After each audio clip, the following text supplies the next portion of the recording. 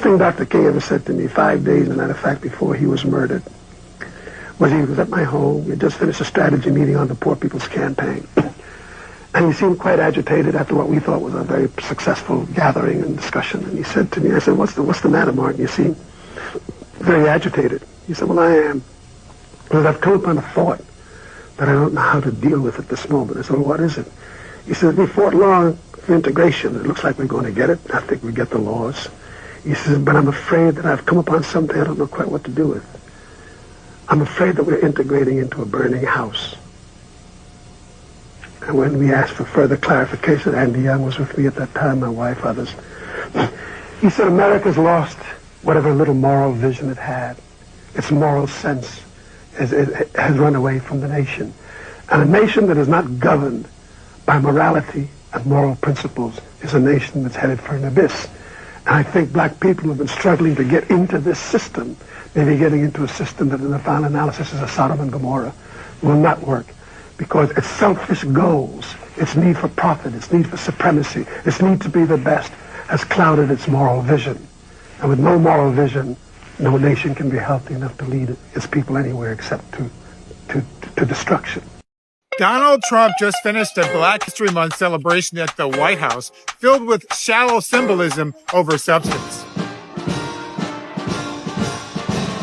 I expect nothing less from Trump, but the reaction from the mostly black audience in the East Room of the White House was embarrassingly disconnected from recent history. Trump walked on stage with legendary black golfer Tiger Woods, who once told Oprah Winfrey he described himself as Cablinasian, and he spent a good deal of his time shouting out to the black Republicans in the audience. But those East Room black people were either in deep denial or deep REM sleep in the past few months. No one in the audience questioned why Trump's Secretary of Defense canceled Black History Month events at the Pentagon or removed the Tuskegee Airmen video from Air Force training. No one complained about Trump revoking the 1965 executive order that banned racial discrimination in government employment and by government contractors. No one objected to Trump's recent attempt to blame a tragic airplane crash on diversity, equity, and inclusion, or his administration's ban on DEI throughout the federal government. And no one mentioned Trump's ongoing effort to repeal the 14th Amendment, which gave black people birthright citizenship in 1868. As long as they got to smile in front of the white man in the White House,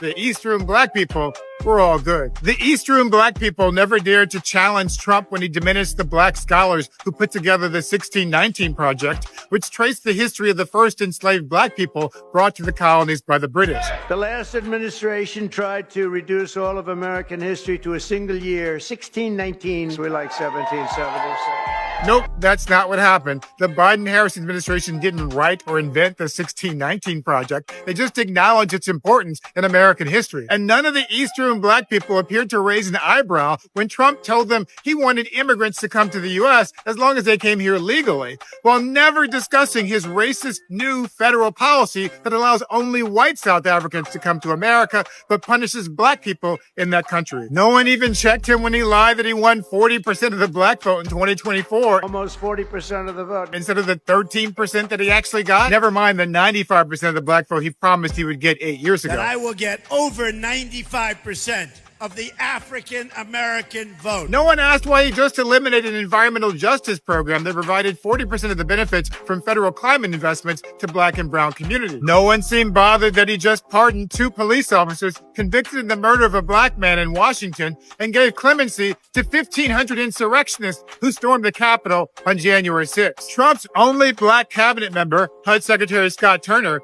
told the East Room black people, and you can guarantee that every day that I'm going to lay it down for the people of America. I wish that were true, but at his confirmation hearing in January, he couldn't even lay it down for the black people facing racial discrimination and home appraisals. Well, I do commit to upholding the law as it is on the book against all illegal discrimination, including appraisal bias.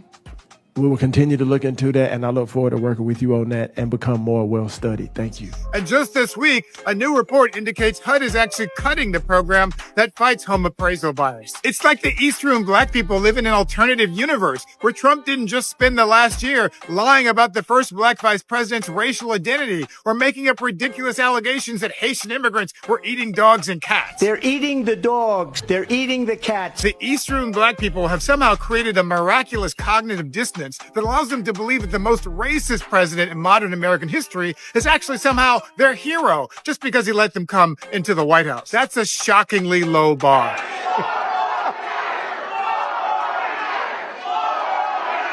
Nope, no thanks. It's only been 4 weeks, and that's already long enough.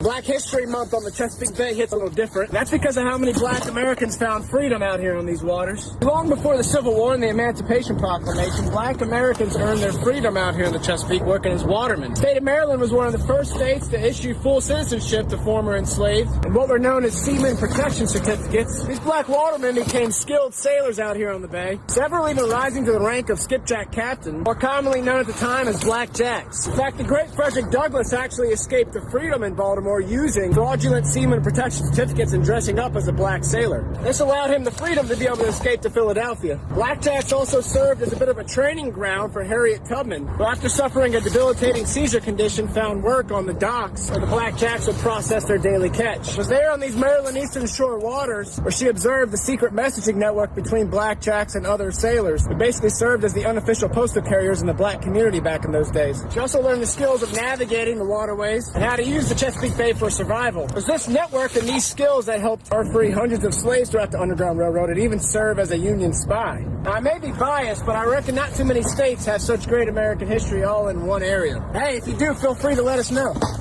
Imagine walking into a bank ready to buy a home or start a business, only to be told, no, not for you. For black Americans in the early 1900s, this was reality, but one black woman changed the game. Meet Maggie Lena Walker, the first black woman to own a bank in the U.S., and the reason thousands of black families built generational wealth. Born in 1864 to formerly enslaved parents, she grew up seeing black families trapped in poverty. She joined the Independent Order of St. Luke, a black mutual aid society, and realized if we don't control our own money, we will never control our future. In 1903, she made history by launching St. Luke Penny Savings Bank, the first black woman-owned bank in the U.S. She gave loans to black families when white banks refused them. She helped black businesses open and thrive. She hired black women as accountants, managers, and leaders, something unheard of at that time. She turned nickels into dollars and dollars into black generational wealth.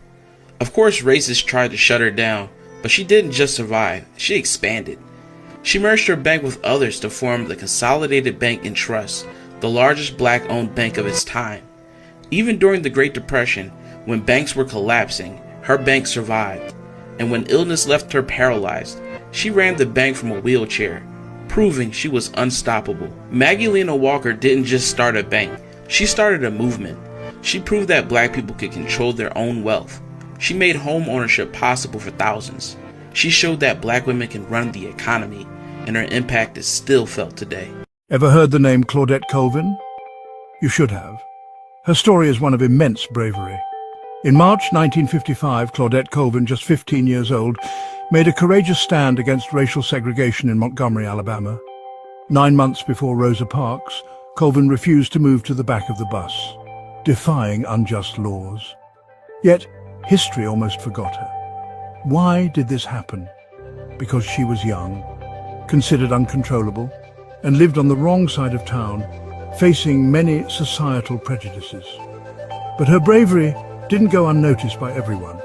Colvin was one of 4 plaintiffs in the landmark federal case, Browder v. Gale, which ultimately led to the desegregation of buses in December 1956, a monumental victory. Claudette Colvin, a name not often spoken, but a hero nonetheless. Remember her. Share her story widely, because every act of courage, no matter how small, shapes the world we live in today, leaving a lasting impact.